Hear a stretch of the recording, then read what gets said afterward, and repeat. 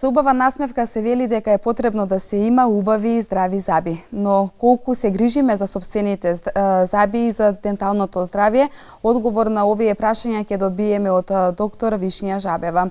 Добро утро и добре дојдовте во нашата утринска програма. Добро утро, ви благодарам многу што ме поканивте да бидам гостинка во вашата утринска емисија. Навистина и мене ми е чест што ќе одговориме на голем број прашања денеска во оваа утринска програма и што ќе разјасниме некои работи за сите оние кои што имаат проблеми со забите. Најпрвен сакам да ве прашам, според вас, дали луѓето имаат навика да доаѓаат често на стоматолог? За жал, бројот на непосетеност на пациентите е се уште многу поголем за разлика од тие што редовно идат на контроли кај нивниот стоматолог. Но благодарение на социјалните мрежи, на Фејсбукот, на информираноста од страна на интернетот, помладите генерации веќе навистина пројавуваат поголем интерес за разлика од постарите, но сепак треба уште многу. Така, на што најмногу треба да се обрне внимание кога зборуваме за денталното здравје? Кога зборуваме за денталното здравје, најмногу треба да обрнеме внимание на оралната хигиена. Сега што подразбираме под орална хигиена?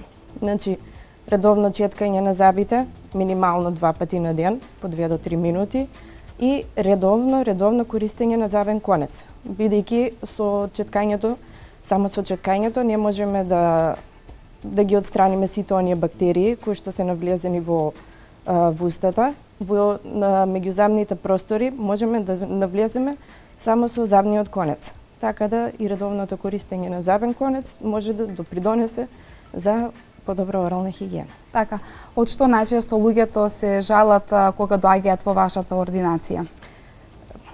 Најмногу се жалат на пречувствителност на забите, на проблеми со непцата, но најмногу се јавуваат за жал кога ќе добијат веќе болки, најчесто ноќни болки, и кога станува збор веќе за заболување на пулпата, односно на нервот.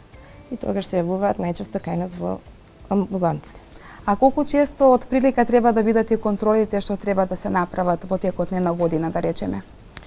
Во текот на една година минимално треба да се посети стоматологот 2 пати, односно на 6 месеци да се посети стоматологот, да, но додека ако имаме заболување, да речеме како пародонтопатијата, им препорачуваме дури и почесто, на 4 до 5 месеци да одат кај нивниот стоматолог за да се следи заболувањето како прогредира, дали е во стагнација и така. Така, дали забите често се расипуваат и во текот на бременоста?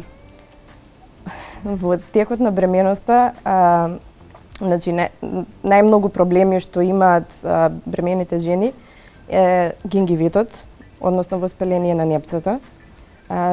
Тој е така наречен гравидарен гингивит, но за околу заболувањето на забите, доколку редовно одат на стоматологот, доколку веднаш што приметат некоја неправилност кај непцето, неправилност, болки на забите што почувствуваат, можат веднаш да се јават.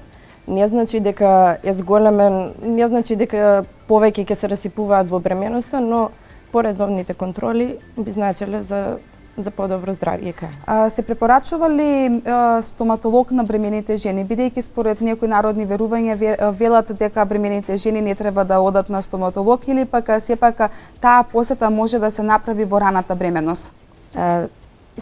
Се препорачува апсолутно да одат бремените жени на стоматолог.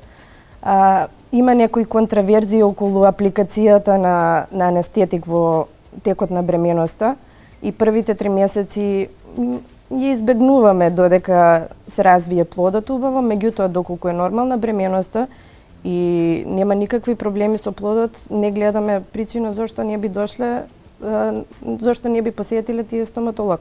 Значи се нормално ќе се одвива, доколку е нормална бременоста, ќе можат да поправаат заби, нема никаков проблем. Така, се препорачува ли на бремените жени во текот на бременоста да земат и некои лекови за заштита на забите? Бидејќи постојат некои бремени жени кои што земаат некои витамини, додатоци за заштита на нивните заби, а исто така и за забите на бебето. во консултација со гинеколог, доколку тој им препорача за за системско внесување на флуор, тогаш да, поделени се мислењата околу тоа дали треба системски во текот на бременоста да се пијат флуориди, најчесто флуоридите се, дали треба да се пијат или не, или да се внесуваат дополнителни некои средства, но сметам дека не треба. Тоа е моje мислење, јас се поддржувам кон таа теза. Само доволна е оралната хигиена и доколку кога ќе се роди бебето, веќе од 1 годишна возраст почнува мајката да му укажува на тоа што значи орална хигиена, значи само локалното аплицирање на флуориди, локалното одржување на орална хигиена ќе биде доволно за здравјето на трудницата или за понатаму нели на бебето. Така, верувам дека многу родители не знаат кога баш треба да се направи првата контрола кај нивните деца, па еве една препорака и еден совет до сите родители кога да ги однесат своите деца првпат на стоматолог. Да, тоа ми е најчесто поставуваното прашање од родителите, кога треба првпат да го донесам моето дете на стоматолог. Детето првпат треба да се донесе на стоматолог уште пред да почувствува некоја болка. Значи, доека се уште нема причина да се интервенира од страна на стоматологот, најдобро би било тогаш да се однесе детето во стоматолошката амбуланта, ќе се запознае со целиот стоматолошки инструментариум, ќе види околината, ќе се запознае со стоматологот, стоматологот ќе му дозволи да фати инструментариум, да види со што работиме ние секојдневно. И така детето ќе се почувствува посигурно, ќе знае веќе со што ќе се соочи наредниот пат кога навистина ќе биде потребна интервенција, ќе знае со што ќе се соочи и мислам дека стравот од непознатото секогаш е најголем. Вака кога ќе знае со што ќе се запознае наредниот пат кога ќе отиде, мислам дека навистина стравот ќе биде многу помал за разлика од претходно, доколку првпат би го донеле кога треба веќе да се интервенира на детето. Да, секако тогаш е веќе и пострашно за самото дете, бидејќи осеќа и болка и ќе му биде страф нели да го посети стоматологот. Да, баш така. Така. Како да препознаеме кај едно дете дека има расипано запчиња, освен нели ако се пожели на болка? Тука родителите се првиот ред на одбрана против прогредирање нели на кариес или јавување на болка. Ако се приметат, значи, некои било какви пробојување на запчето или пигментации било како, треба да се однесе на стоматологот и тој ќе утврди всушност дали станува збор за веќе почнат кариес или само станува збор за некоја пигментација. Значи, некојаш не мора да значи дека веќе кој ќе се појави некоја црна дамка, да речеме, некоја пигментација кој ќе се појави, не значи дека тоа е истото и кариес ке детето. Така да веднаш родителот штом примети нешто, треба да се однесе ке стоматологот. Постојат различни мислења и за тоа кога првпат треба да се почнат да се мијат забите кај дечињата. Па еве, кој е вашето мислење во врска со ова? Теоретски, значи правиме муавет теоретски, треба веќе со никнување на самото запче. Првите запчиња никнуваат од 6 до 8 месеци. Меѓутоа се уште станува збор за доенчиње и теоретски е невозможно.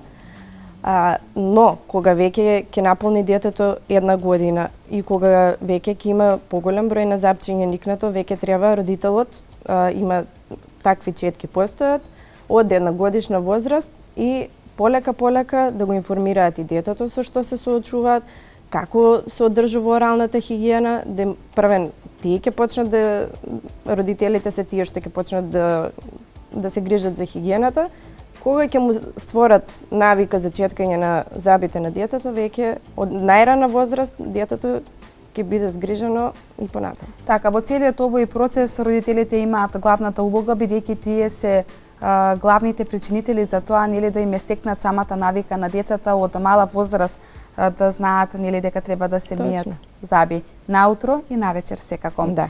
Во денешно време децата страдаат многу и од искривување на заби. Дали носењето на протеза на забите е трајно решение за овој проблем? Апсолутно. Но постојат нели повеќе видови на протеза. Најпрвен се започнува со носењето на мобилна протеза. секако во зависност од тоа на која годишна возраст родителите го донале детето во стоматолошката ординација. Доколку има голема малпозиција на забите, односно има искривени запчиња или има неправилност во поставеноста на вилиците, се во консултација со ортодонт од школска помала возраст веќе може да носи мобилни протези, но ако дефектот веќе е голем, отприлика пред да се сменат последните млечни заби, околу 12-та година, и никнувањето на вториот молар, односно познати како седмиците, тогаш веќе пристапуваат ортодонтите кон поставување на фиксна протеза и тогаш веќе тоа е дефинитивно крајното решение, но на крај резултира се со убава насмевка. Така. Заболувањето на забите може ли да биде и наследно? Поголема поврзаност околу наследноста е пародонтопатијата. Пародонтопатијата е таа која што се поврзува нели со наследност, со одржување на хигиена, тоа се причинителите кои веќе прогредираат, прогредираат болеста, но доколку детето се грижи за своите запчиња од најмала возраст, ќе нема проблем со расипувањето на запчињата, доколку оди на редовни контроли, наследноста ќе биде во втор план. Така, ја спомнавме пародонтозата, која што е често заболување на денешно време и голем број на пациенти се жалат од ова заболување. Нешто повеќе да поразговараме и за ова заболување. Пародонтозата, односно пародонтопатијата, е една тема која што е многу опширна, но најчесто тоа е болест која што ги афектира потпорните структури на забот, односно непцата и јатачмените. Има навистина голем број на поделби околу пародонтопатијата, но најчесто што ги афектира нашите пациенти, што се јавуваат најчесто во ординациите, тоа станува збор за хроничната пародонтопатија. Хроничната пародонтопатија се манифестира како гингивална инфламација, односно воспалување на непцето, како појава на гингивален џеп, појава на има губиток на атачменот и губиток на коската. Сега, хроничната пародонтопатија најпрво се јавува во пубертетот или краток период после пубертетот.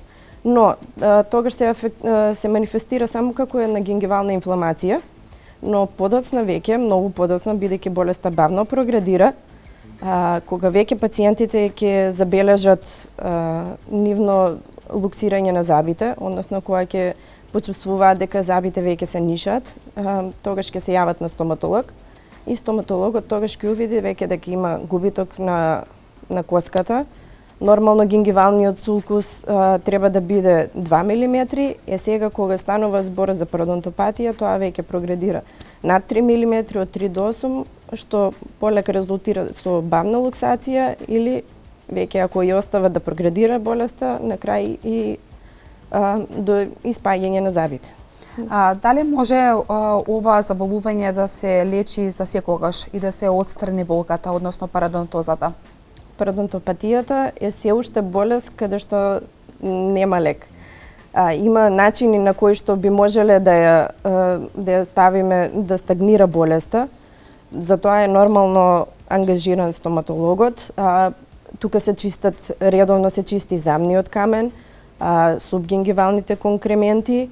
Ако е потребно, доколку се јават пародонтални апцеси, тогаш ќе треба тогаш и се администрираат антибиотици, се администрираат кај пациентите, но доколку има мали дефекти, да речеме од 3 до 6 мм, тука може да помогне и периодонталната хирургија, но тоа е за малите дефекти. Но како дефинитивно крајно решение, за жал, се уште немаме. Така, нешто трајно, да, нема. Кариесот е честа појава и кај децата и кај возрастните, како да се заштитиме од него? Најмногу оралната хигиена. Значи, како што напоменав, редовно четкање на забите, минимално 2 пати дневно. Особено морам да напоменам за четкањето на заби навечер, затоа што тоа е многу побитно за разлика од утринското четкање на забите. pH вредноста на устата најмногу паѓа во 6 саатот са вајле наутро и тогаш бидејќи се јавува кисела средина, бактериите, тоа помага за метаболизмот да се развива на бактериите и да го создаваат денталниот плак. Со редовното четкање, значи значи мора да биде и навечер четкањето, и редовното употреба на забен конец, како и апликација на како и испирање на устата со водички за испирање, ќе има добра орална хигиена и така ќе се превенира веќе со така ќе се превенира кариесот кај пациентите. Така. Дали прават луѓето разлика меѓу дентален плак и дентален кариес? Значи се уште пациентите се збунети околу двата поими. Разликата помеѓу дентален плак и дентален кариес е што денталниот плак представува адхерентни маси, тоа се налепи на зъбите, кои што се составени од плункови протеини и бактерии, како и метаболизмот од бактериите. Сега, денталниот плак доколку не го чистиме редовно, значи денталниот плак не е нешто кое што ќе се тргне само со испирање на устата. Денталниот плак води кон јавување на денталниот кариес. Значи, денталниот кариес е веќе патолошка деструкција на цврстите забни структури, односно емајлот или глекта, како што е познато. Цементот, кој што веќе прогредира кон внатрешноста на забот, го афектира тогаш и дентинот, за на крај да биде и пулпата, односно нервот да бидат афектирани, и тоа е тоа кога ќе се јават веќе тие ноќни болки, присуствителност на ладно и така.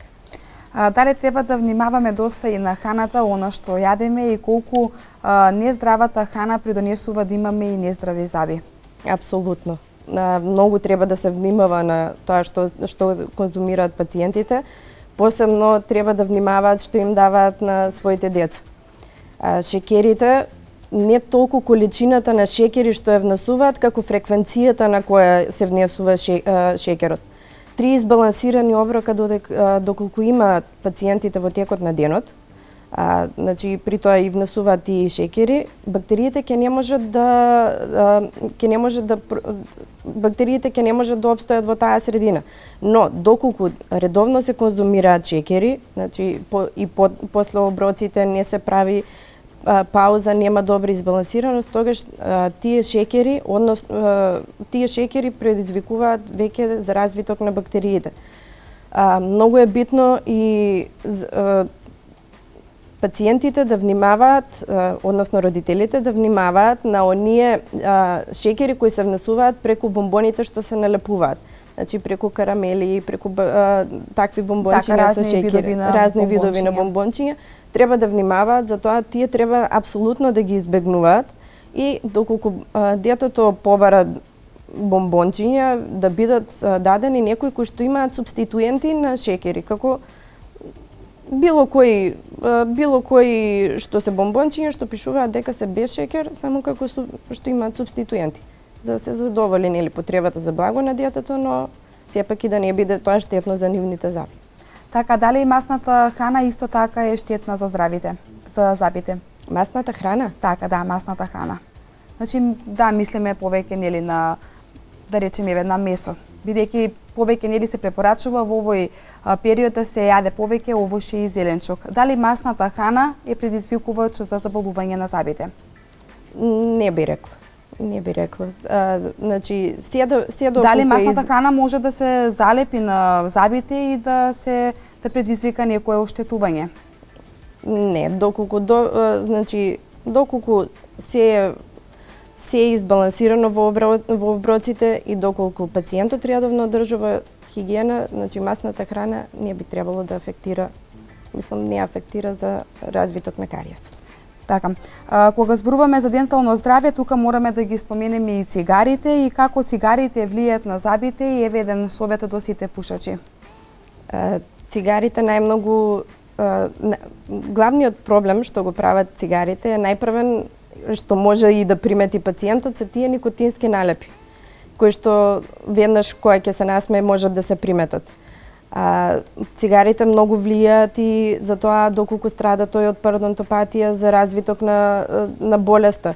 Значи пародонтопатијата заради тоа што освен тоа стоматологот што ќе го администрира ке пациентот, ќе треба да му ги објасни ризик факторите како што е пушењето, дека тоа не може да допринесе за побрзо заздравување на непцата. Највеќе, значи, цигарите се тие што повеќе ќе се поврзат со пародонтопатијата отколку со замниот кариес, но како доктор, нели морам да напоменам, доколку веќе не може да им треба помош околу тоа да се откажат од цигарите, да побараат има стручни лица кои што може да им помогнат за откажување од цигарите, но доколку не можат да се откажат и понатаму, редовните контроли, значи редовно посетувајте го, треба да го посетуваат нивниот стоматолог за да ги оттргнува тие никотински налепи и за да му помогне и да му помогне стоматологот што повеќе да внимава на тоа на оралната негова хигиена. Така, цигарите си главен причинител за лош здив, а дали пушачите редовно треба да користат и некои средства? За испирање на устата, за зъбите.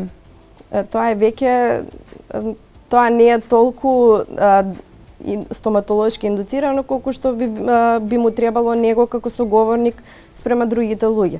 Редовно за да има свеж див, би требало можел да си користи некои посебни водички за испирање, кои што секако водичките за испирање се препорачува да се користат некое време од кога ќе се измијат зъбите.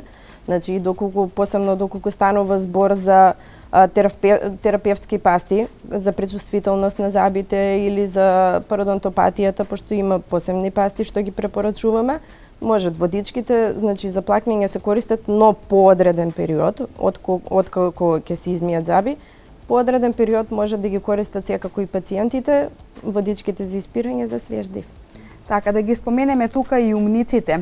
Која е улогата на умниците, дали тие се неопходни или пак доколку си има некој проблем, може тие да се извадат? Умниците, доколку појавата на умниците во устата е нормална, значи доколку пациентот има доволно простор за никнување на умникот, доколку не му прави никаков проблем, се третира како нормален зъб.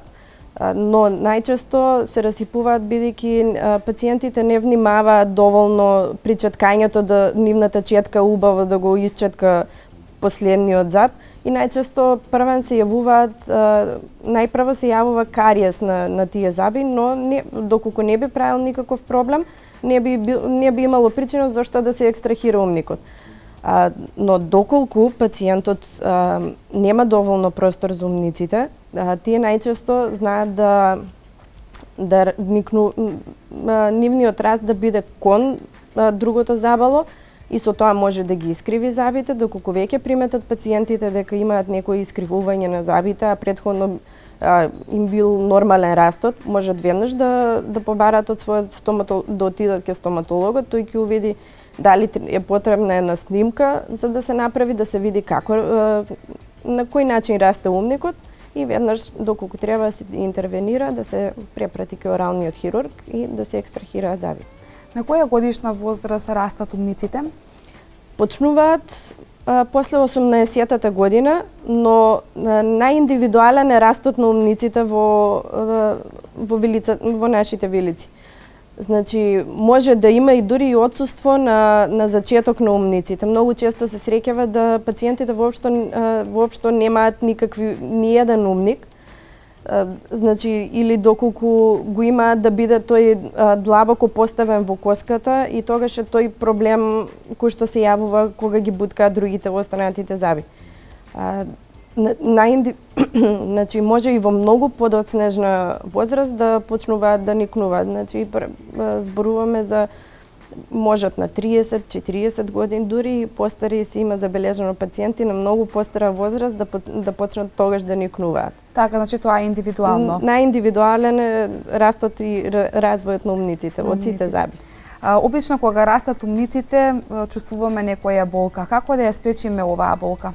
Оваа болка доколку си е во зависност од тоа до кој степен е никнат умникот.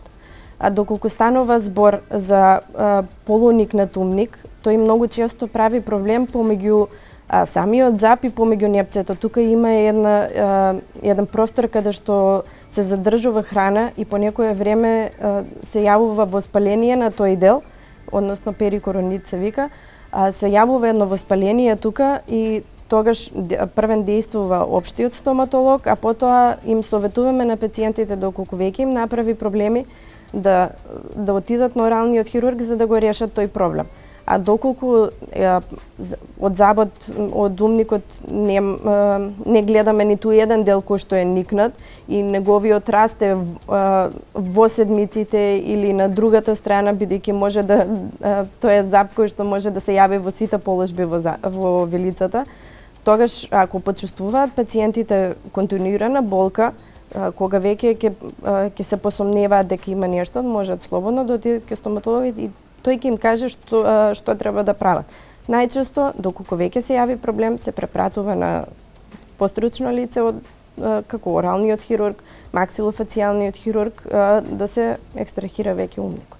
Така и на крај еден совет, една препорака до сите наши гледачи како да ги одржиме нашите заби да бидат здрави. Редовно четкајте, употребувајте забен конец, бидејќи интерденталните простори се простори каде што најмногу се задржуваат бактериите и каде што не може да доспее четката, а тие понатаму ќе представуваат број 1 за развиток на кариес.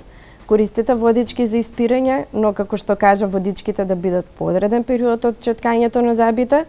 Редовно посетувајте го вашиот стоматолог и тоа се тие чекори кои што ќе помогнат за правилно одржување на хигиената и ќе само значи ќе одите на редовни контроли и малку ќе се оддалечите од посетите на стоматолог. Нема да бидете чести во ординациите. И на тој начин ќе можеме да имаме секако убава насмех, како ги имаме убави заби. Јас ви благодарам многу на денешното гостување. Се надевам дека овие совети се корисни доста за нашите гледачи. Верувам дека и тие од овој разговор извлекува некоја поука. Се надевам дека и оние кои што веќе имаат страв од стоматолог, на некој начин ќе го надминат стравот и почесто ќе посетуваат стоматолог. И јас се надевам посебно дека ќе ги прифатат советите за децата, за првите посети, дека што поскоро ќе ги однесат своите дечиња да се запознаат со поимот стоматолог и со поимот стоматолошка амбуланта. Точно така. Ви благодарам уште еднаш. Благодарам.